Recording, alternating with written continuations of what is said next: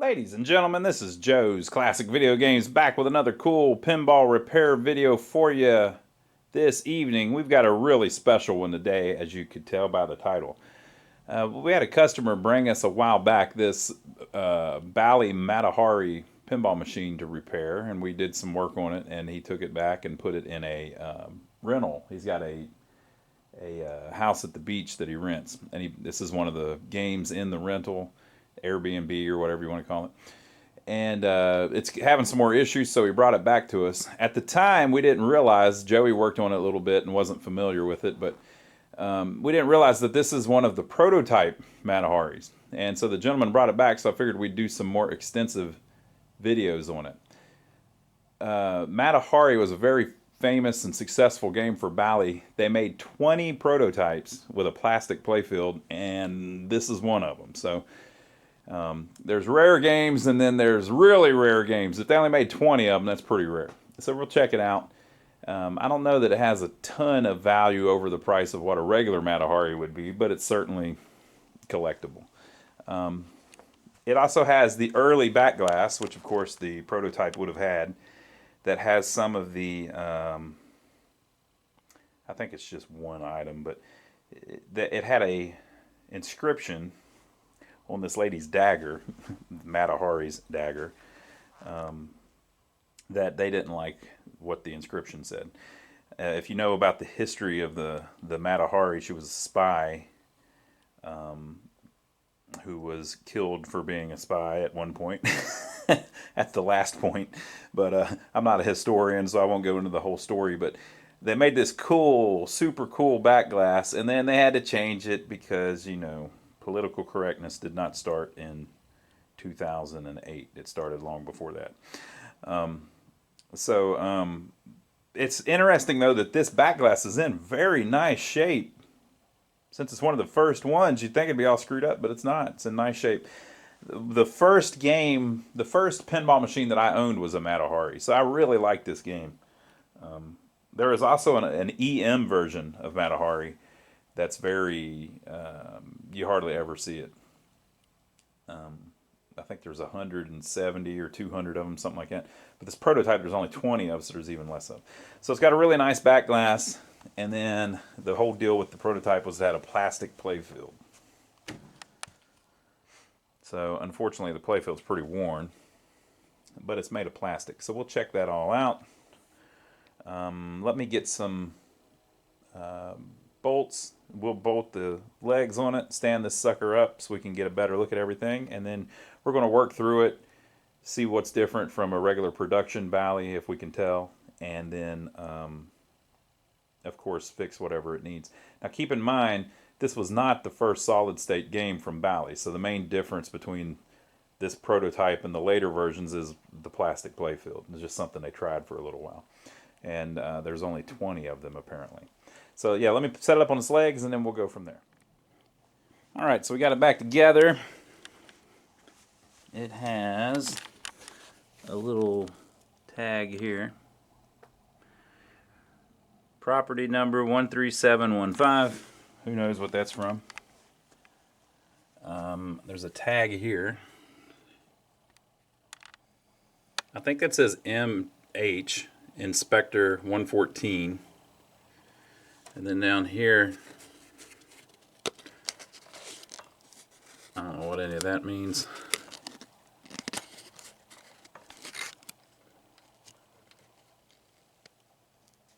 And that says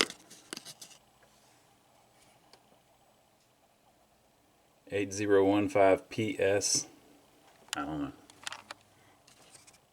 Oh, there's something on the back. 8384 stuff. And then perhaps that's another signature. I don't know. You tell me. Alright, so someone has put a new MPU in it. But this is what's interesting to me.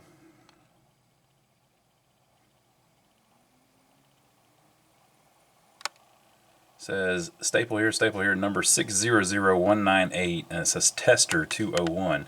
I wonder if the tester means that's the person that tested the game, or do they mean that this is a tester game, like a prototype game?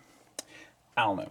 So we'll look down inside of it, though. Everything else looks the same to me that you would see in a regular game. We'll see if we can find another tag under the playfield or something.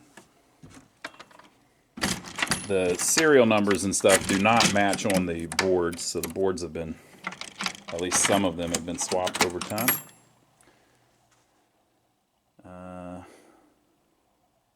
I think everything, this may have been repainted.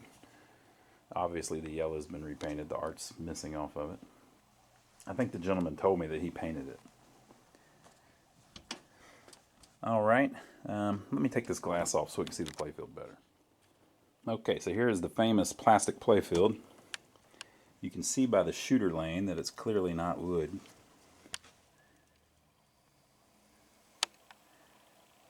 It kind of looks like, I don't know what kind of plastic that is, but it's almost like you see butcher blocks made out of it. Trying to think what else is made out of that stuff.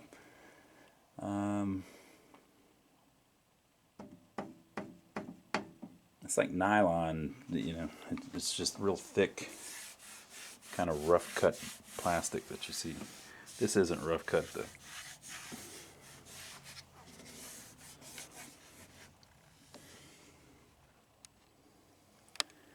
Looks kind of cool with the burgundy or brown look on it.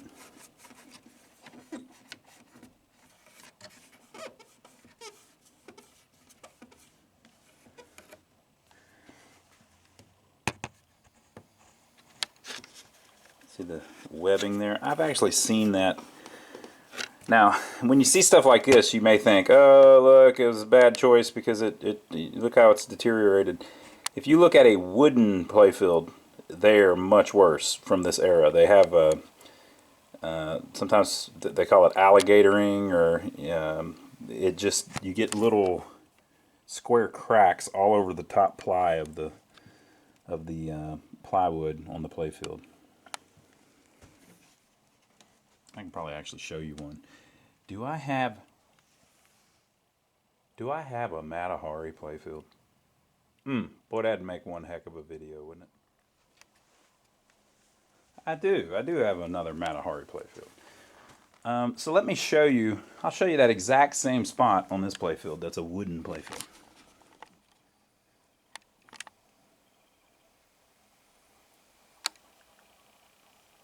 So see all the cracking in the top ply of the wood? That's very common. Any old playfield looks like that. This one's obviously really worn. So this has actually held up much better. Okay. Now the wear on the playfield, this one's heavily worn in some spots. But that doesn't really tell us anything. I don't know that that's a problem with the plastic playfield. Because, I mean, look at the wooden playfield. It's actually much worse. You can't really tell. It's just, it depends on how much wear it got and how much play it got and whether they cleaned it and things like that. This looks pretty rough up here.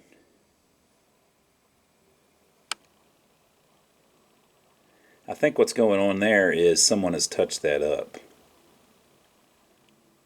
I think something happened there that maybe happens to the plastic playfields, and someone has re-inked some of the black back in. That's my guess. But yeah, interesting.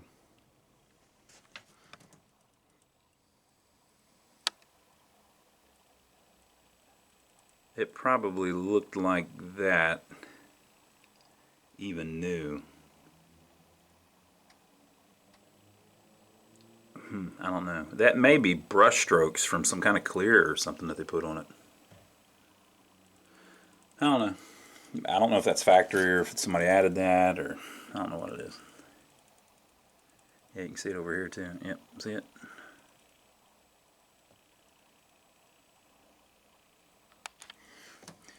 So,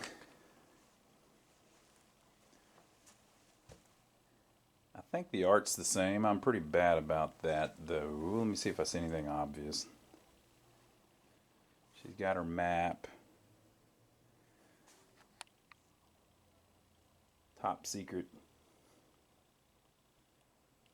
The snakes are the same. The colors seem the same. Yellow, red, burgundy, purple, yellow. Same blood. Same little explosions. I think the art's identical. I don't see anything different on it. There might be some little thing that they changed to make it more PC, but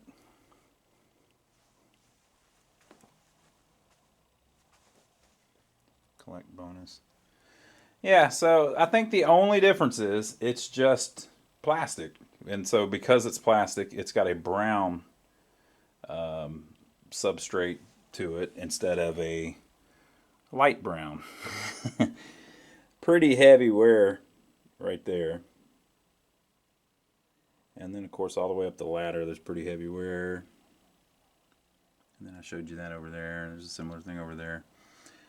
That may be around the posts. Like when they tighten the posts, maybe it causes cracking or something. I don't know. You Jersey Jack guys probably know better about that than me. All right, let me put up the playfield, and then we'll see if there's any interesting markings on the bottom of it.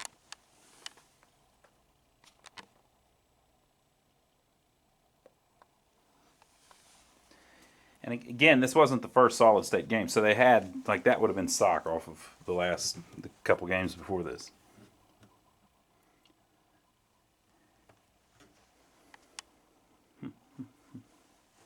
Looking to find another tag.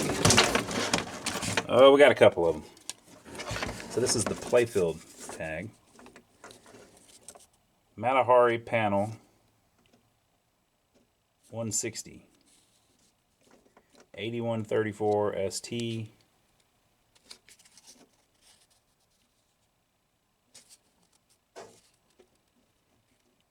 Uh, 9298.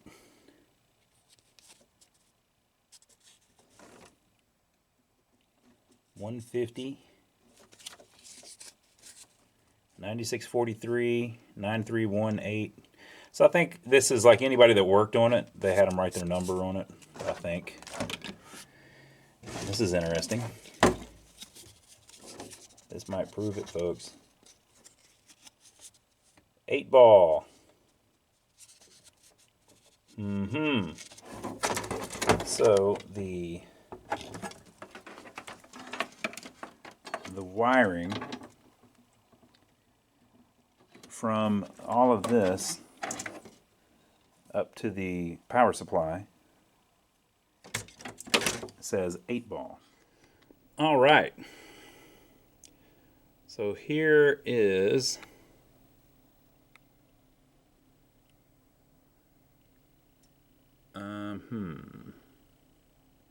what in the world are we looking at here?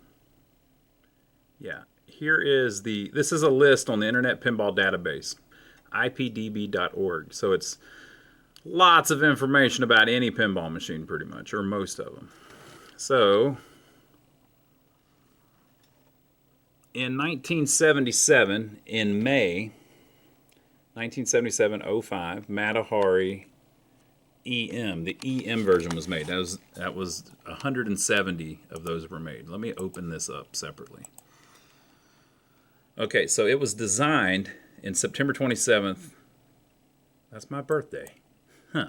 They started the project date, September 27th, 1976. Now you might say, now how do they know all of that? Well, Internet Pinball Database is like a collection of everything everybody knows pretty much. You know, lots of people have made submissions. And so somebody probably has some documentation from Bally that has the exact date that they started the project.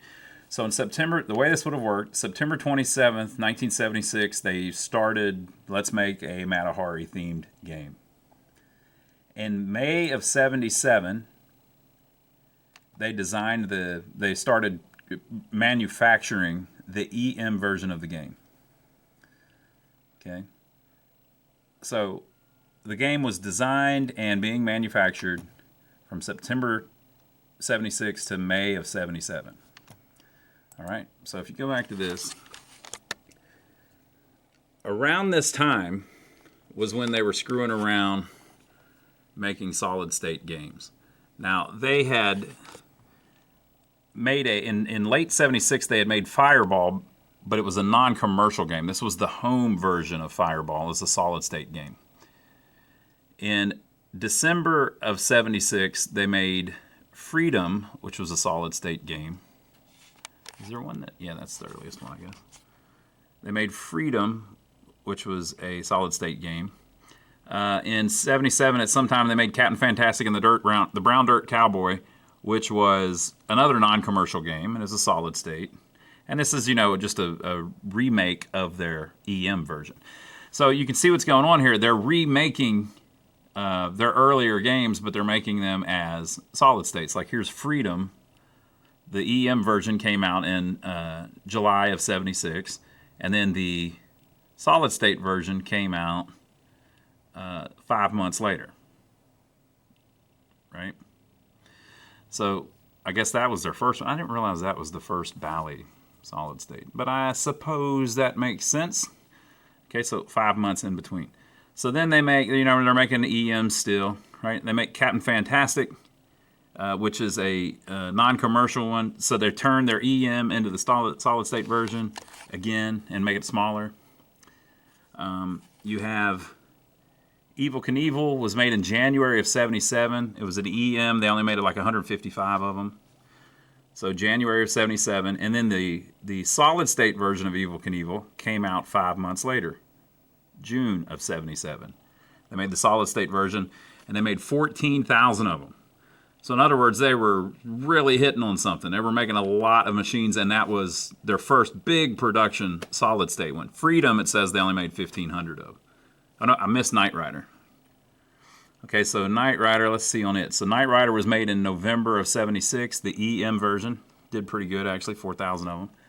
And then in 4 months later, well, I guess you could call that 3 months later. 3 months later, they made the solid state version. They sold 7,000 of them. So you see what's going on. 3, 4, 5 months in between the EM version and the solid state version. So they made Matahari in May of 77. And it's the EM version. Okay, then in June, they made Evel Knievel, 14,000 of them. They probably ran those for quite a while. At some point in June, they started making Kickoff. Let's see if that 7706, I'm sure that's the date of manufacture, but let's make sure. Yeah, June of 77. Okay, so that's what that number is designating on this list. So May of 77, they made the EM. You go forward.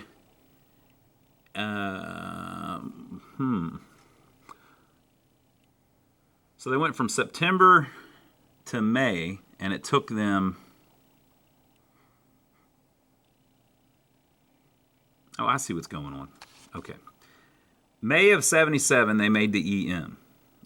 We got to look at some more stuff. I hope this isn't too boring. Let's look at this Knight Rider. I love Knight Rider, by the way. That's a great game. Okay, so Knight Rider, the EM. January was when they started it. They started production. That was when they designed it. They started production in November. So 10 months later. Okay, so November 76, they're manufacturing the EM. The project date of the solid state is not till January of 76. So it would have... Well, no, they've got it listed as the same day. So they must have thought from the beginning they were going to make both. So they've got the project date of the solid state, January of 76. The project date of the EM, January of 76. So they knew all along that they were going to make a solid state and a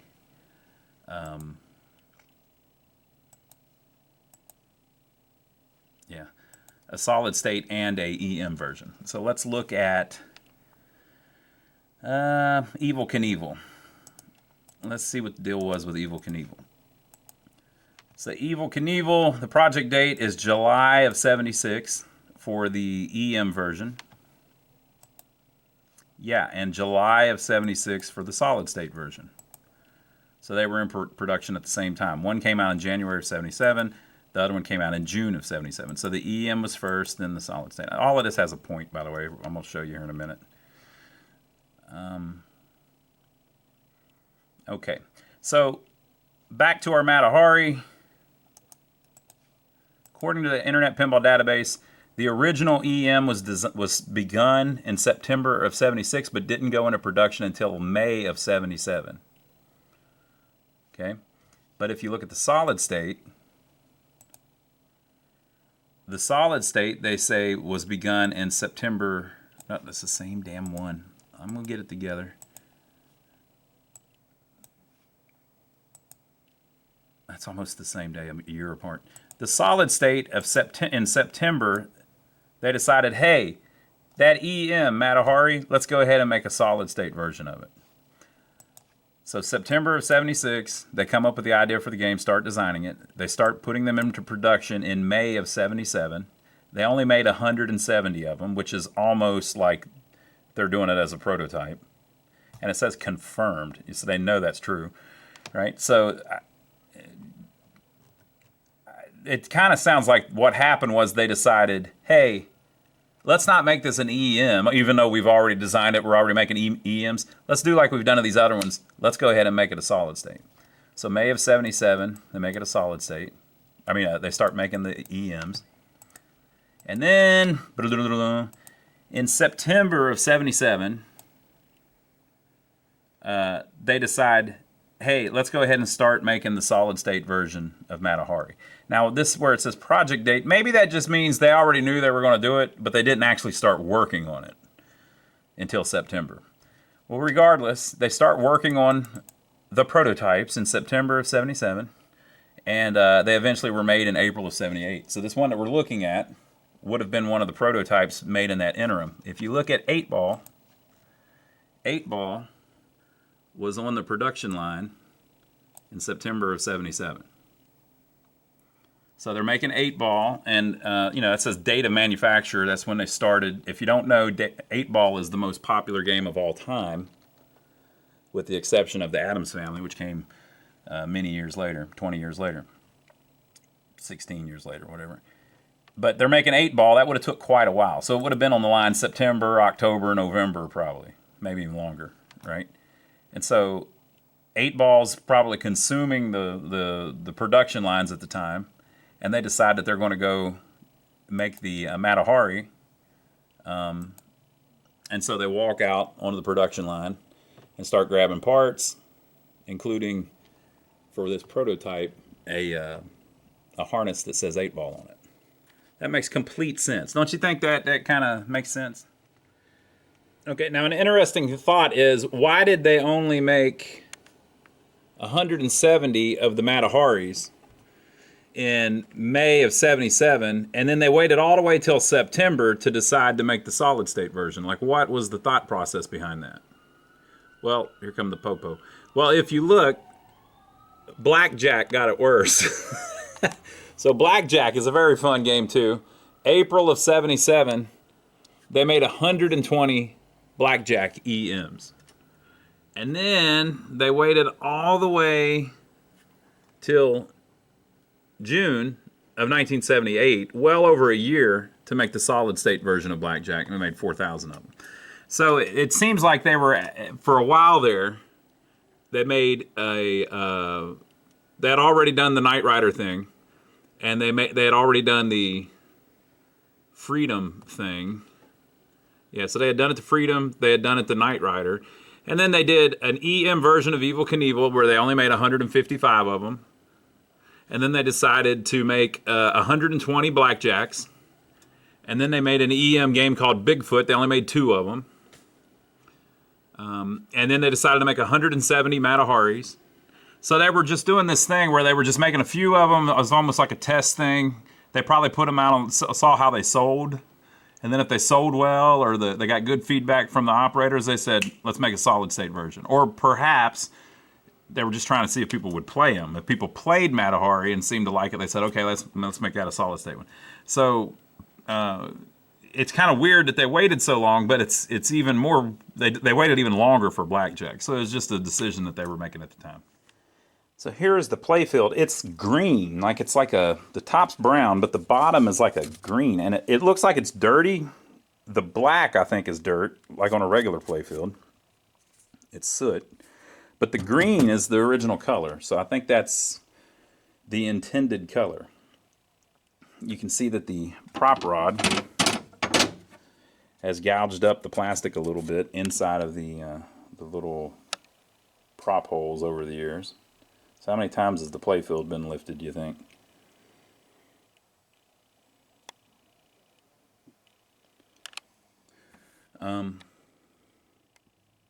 Yeah, I would worry that it would be harder to put the screws into the stuff, but it looks like they didn't have any problems. It looks like it went right in. I don't see any more tags on anything, but I think that the part of it being an 8-ball kind of proves to me that if this is a prototype, it would have been designed while they were building 8-ball on the production line. Important, the Bally Tough Coat playfield has an improved finish with excellent wearing properties. Excellent wear with improved finish with excellent. To extend these wearing properties to their maximum, never under any circumstances use water, soap solutions, or harsh abrasives to clean the playfield. Also avoid use of such things as steel wool, kitchen cleansers, or abrasive hand soaps. Water will weaken the adhering power of the paint, and abrasives will scratch and scuff the paint and thereby shorten the life of this playfield by thousands of plays. A wax-based cleaner with negligible abrasive qualities, used lightly but frequently, will extend the life of the playfield to its full capabilities. All right, let me flip over this production one, and we'll see if there's anything different than the proto setup. Well, you know, most of the stuff can't really be laid out any differently because it would be laid out on the top differently, but I just wanted to see if like the flipper mechs were the same. It looks like they were mounted exactly the same. The routing of the cables looks the same to me. The fuse is placed in the same spot. I'm checking the cable. I'm looking at this one while I'm showing you the other one.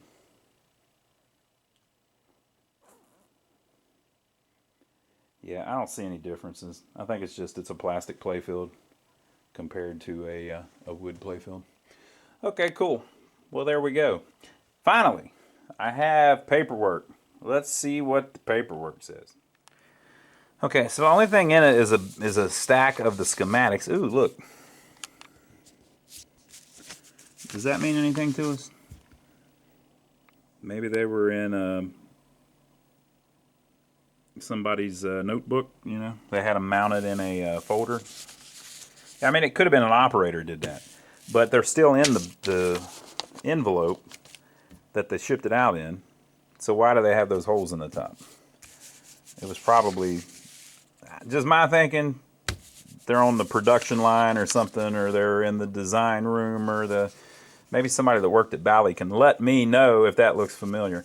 We actually get people that work there responding to our videos sometimes. If you go back and look at some of our older games, people chime in all the time that were involved with the production of them. Or we actually had the gentleman that was the main guy on Asteroids Deluxe talking a little bit in the comments about why they designed some of the gameplay the way that they did and things like that. So maybe somebody that worked at Bally can tell me if they think these would have been mounted in a folder or something at the factory.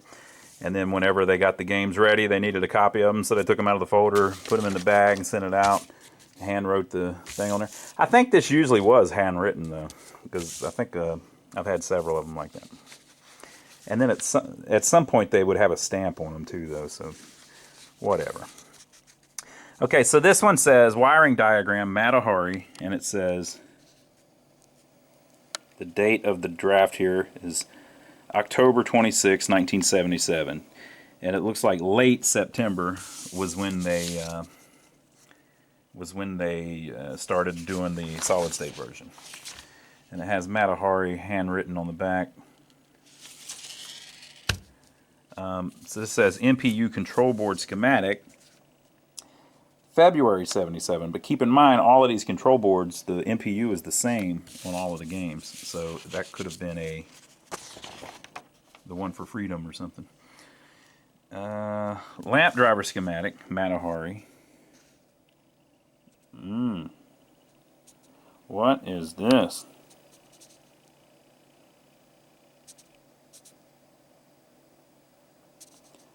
Drawn by February 77, checked by February 77, approved by October 25th, 77, and then it says November or something 77, and it is specifically for Matahari. So I wonder if, you know, this is all the same on every game, with the exception of what's written in here. So I wonder if, how deep down the rabbit hole do we get? Of course we want to go all the way down the rabbit hole, don't we? I mean, of course. So this is Evel Knievel. It says 1094. Ours say 1109. And Evel Knievel says drawn in March of 77, which would mean this was drawn before that in February of 77.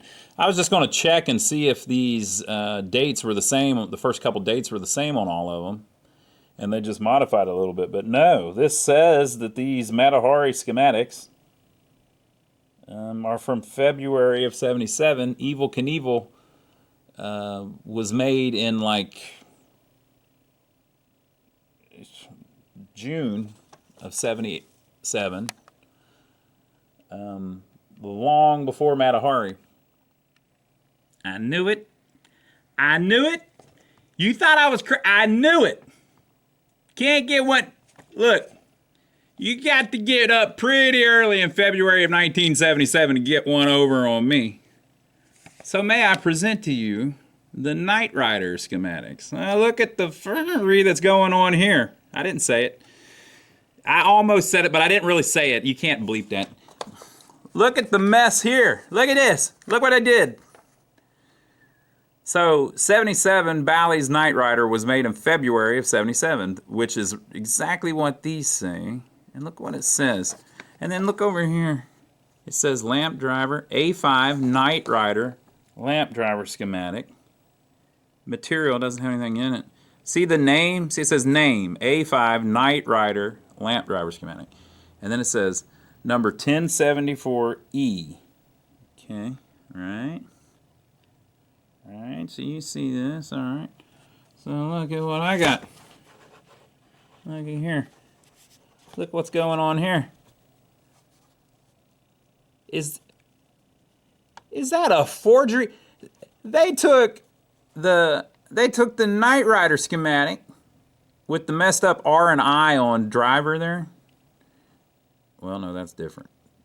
Forget that part. Okay, they took the Knight Rider schematic and they erased where it says Knight Rider. And then down here, somebody with their little pencil wrote Matahari where it says material instead of name. That ain't the right spot. That's not how you're supposed to do it. And then they put that it's number 1109E, but if you look at this one, it says it's number 1074E. But look at this. Look at the drawn by there, which is completely different than the ones we were just looking at on 8-ball. Look how it goes all up into the D and the B. What is that? Oh, look how it says CEOW, and the guy's handwriting's real bad, and it goes up at an angle. Whoa, what is that? Unbelievable. Look how the first guy has 7 sevens. He writes like a girl. Look at, oh, look at it's the same. So they took the Knight Rider lamp driver schematic, and they just changed all of the, they just changed what everything goes, like this part that's all written in. It's just all different. Unbelievable. Okay, so now, just because I can, I'm going to look up the Matahari schematics that are online and see if there's another revision. And we've got some super duper rare, slightly different drawing of the lamp driver schematic. Nope, it's the same one. So it's the same one that we've got is in this package. So they probably never they just changed it from the Knight Rider ones, rewrote everything on here, changed the name down here to Matahari. And there's nothing wrong with that. I mean, obviously it's the exact same board. If you don't know, these lamp driver boards are, you can just put them in any Bally game or any classic Stern game. They're all identical. They were laid out differently and stuff, but the pinout was the same on all of them. So they're completely interchangeable. So there wouldn't have really been much need to rewrite this, except they wanted to denote on here what each transistor does. You'll also see that there's several that aren't used. Just the way the board was designed, there's a bunch of extra ones so that they could add more lights in their design if they wanted to. All right, so yeah, that was throwing me off because I was thinking, well, if they didn't start production till September, designing it, the solid state version, why do these schematics say February? It's because they're not the Matahari schematics. They're really the Knight Rider schematics. Solenoid driver, look, they did it again. Look, I mean, what are we doing, people? Look, you know they didn't draw these in That's not from February, come on. About makes me sick. All right, display board schematic. Okay, so the displays are identical in all of them, and they use the same number of them. They're even in the same spot if you look at the back glasses.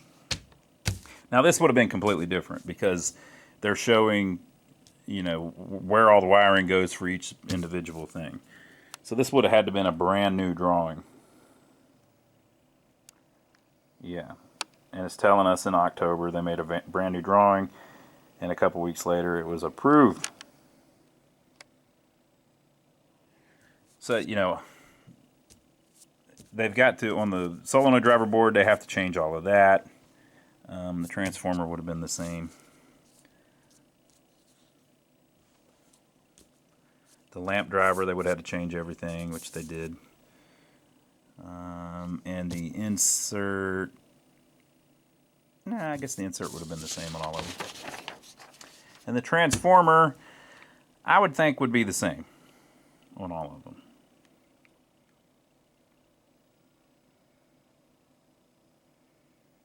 Yeah. So the transformer drawing dates all the way back to September of '76. And was approved in February of '77, long before Matahari was even a possibility, I guess, of being produced. And wiring diagram for the electronic, it says. So this is the, am I correct? Yeah. So this is the harness that actually has the 8-ball tag on it. And you can see that it just says electronic, and it's from all the way back in November of '76. So I think the 8-ball tag is on it because that was the game that was on the assembly line in September of '77 when they decided to go ahead and start making the solid state version of Matahari that we all love so much. I looked over the notes that the guy left us, and he said that he was playing it, or somebody was playing it, and it just froze, and then it never worked again. So it bit the big one. So we'll see if we can figure out what's going on with it. I think they've done some drop target replacement too.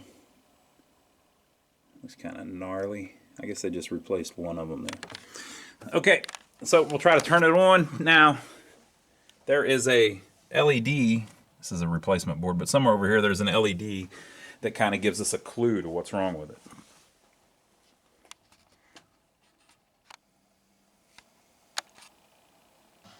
So we're going to count the flashes. 1, 2, 3, 4, 5, 6, 7. She rides again. Apparently, though, it's not that reliable. So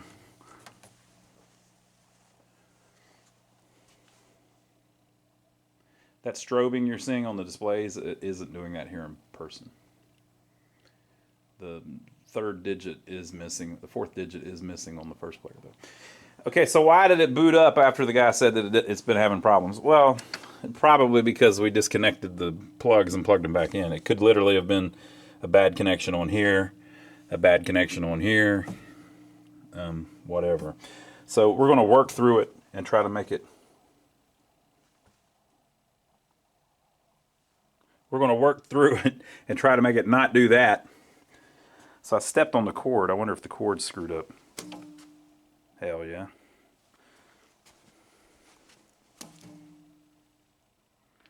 Well, that's our first problem. So this is probably the original prototype power cord even. But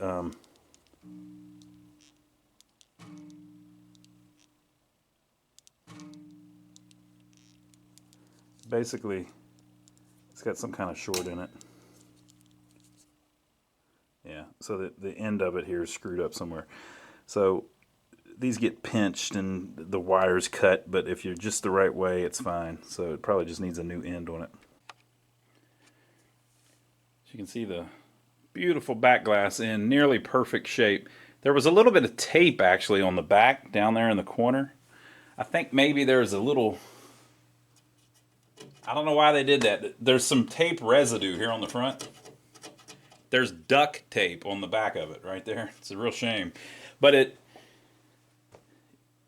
the back, it looks perfect from the front, so you can't tell, and that duct tape's not there to repair anything. They just, for some reason, stuck duct tape on the back glass. But whatever, I ain't taking that off. Good way to rip everything off of it. So nice. Just look at the... Is this video long enough yet? Let me see if I can angle this right.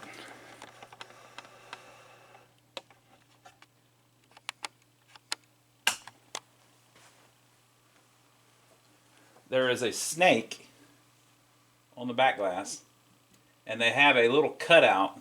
See how like her skin's illuminated, but the back isn't? Can you even see that where I'm showing you? Yeah. So see how she's illuminated, but this part isn't? It's because there's a coating on the back, like a that blocks out the lights. So this isn't illuminated, but this is. Okay? The snake is like that. It's not illuminated, except they have made a little tiny cutout for his mouth, his eye, and his tongue.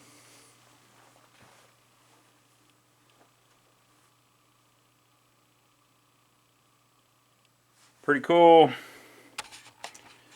Pretty cool. And it's like that on both sides. So, let's see if we can, let's see if it'll start. Now, we're going to do a bunch more work to it. All we did was replace the power cord end, which got it playing, or booted up again. I don't know if it's playing or not. I see a drop target that didn't come up. But at least we got it to power up. That might have been the only reliability problem there is. I don't know, but in the next video, we'll go through some of the electronics and look at the power supply, look at the solenoid driver board, look at the connections on the MPU, things like that. Let's see if it'll play, though. Okay, so it popped out. That didn't sounded like it was scoring something, but it didn't. I don't want to play it a lot because the play field...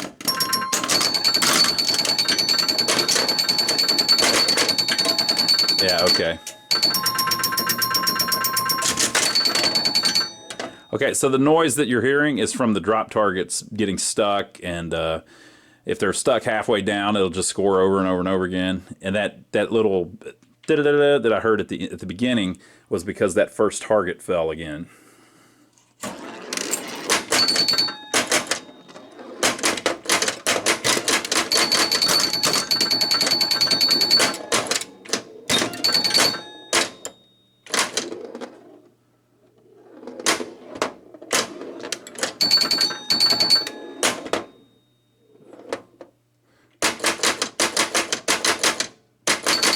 Yeah, okay, so see how we're scoring something just from hitting the flipper?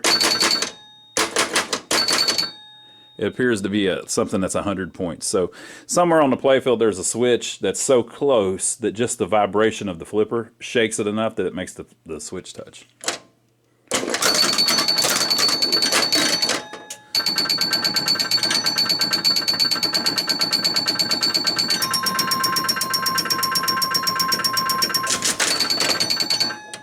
all of the insert lights are dead. So none of these are working. Maybe I forgot to plug something in, but I don't think I did. Pretty sure I plugged them all in.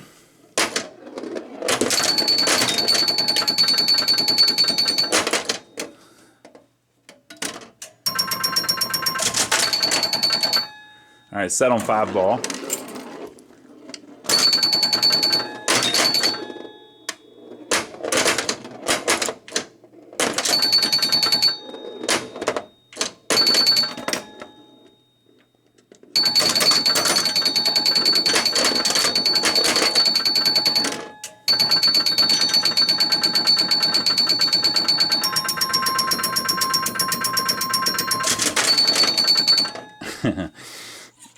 It needs a lot of work still.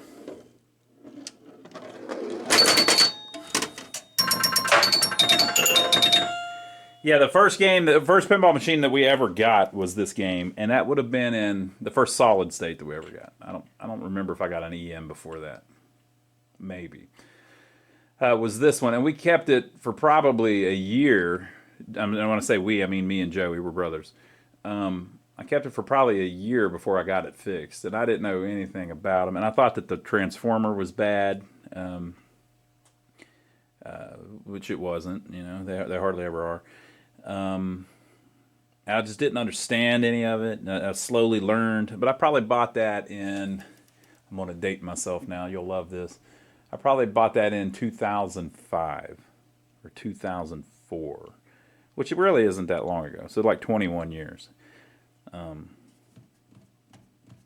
So I've worked on a bunch of them since then, though. Very cool. So yeah, we got a lot of work to do on it. Hope you've enjoyed it. It'll be fun to bring this one back, make it look a lot better, get it reliable. My hunch is that the main problem was the power cord, because he said it froze and then just went completely dead, and then would never come back on again. That sounds like the power cord to me. And I've seen that before. The end of that cord gets a crack in it, and it's just depending on how it's laying on the floor or whatever, it'll do stuff like that as the metal inside is touching and untouching. But it's got a nice new one on it now. Okay, so we'll see you here next time, where we'll work through some of the electronics, and then we're going to clean up the playfield, get all of that dirt off of it, wax it, hopefully preserve it for a long time to come. And we'll get, of course, the playfield lamps working and all of that stuff. So hope you enjoyed it. We'll see you on the next one. Leave your comments down below. Now, if you would like to see us work on another one of those great early Bally games, we've done a bunch of them, check out this video. We'll see you on the next one.